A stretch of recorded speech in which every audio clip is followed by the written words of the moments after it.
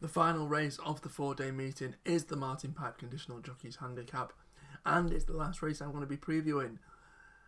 Joseph O'Brien has taken to training like a duck to water. It's obviously in his blood, but he's probably had a relatively disappointing first 3 days of the festival.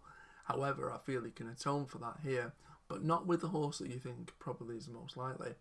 Current favourite is Front View, trained by the aforementioned Joseph O'Brien. Obviously, the green and gold silks of JP McManus have been in the winner's enclosure more times than I've had hot dinners these last few days. And considering it's got John Joe O'Neill Jr., who won the race with these silks last year, a lot of things point in the right direction. However, looking at collateral form, Front View finished second behind 5 o'clock.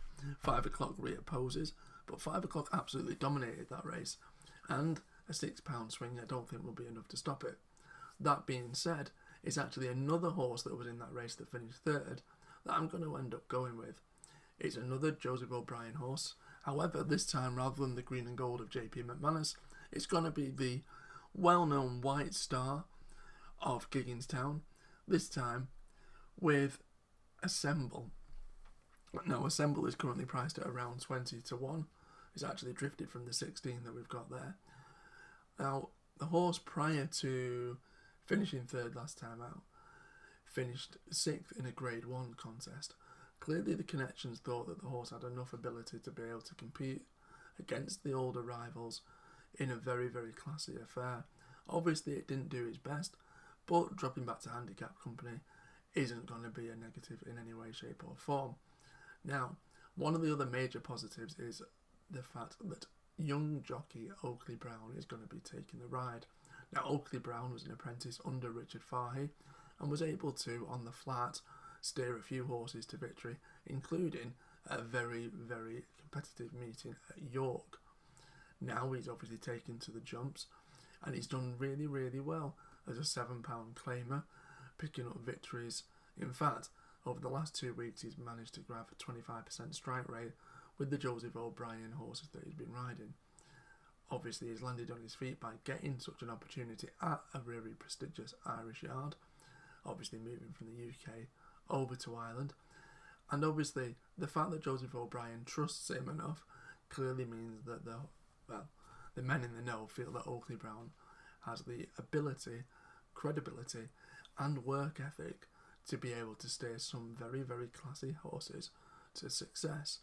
Now, I'm actually surprised that this is Oakley Brown's only ride at the festival. I'd have thought the jockey may have potentially been used in some of the handicaps to take his £7 claim off, but nevertheless, the fact that this is his one and only ride on one of the biggest stages, I can imagine this very classy young jockey being very much up for this sort of a race. Assemble can actually turn the tables on 5 o'clock and the stablemate favourite and come away with a really decent showing. I think 20 to 1 is a ridiculous price. I think back handicapping is going to be a plus. I think the horse's mark isn't too bad either, and I just feel that at that price it is potentially, and I may be going out on a limb saying this, one of my best each way bets of the entire festival. So it's Assemble each way in the Martin Pipe Conditional Jockeys to end the meeting.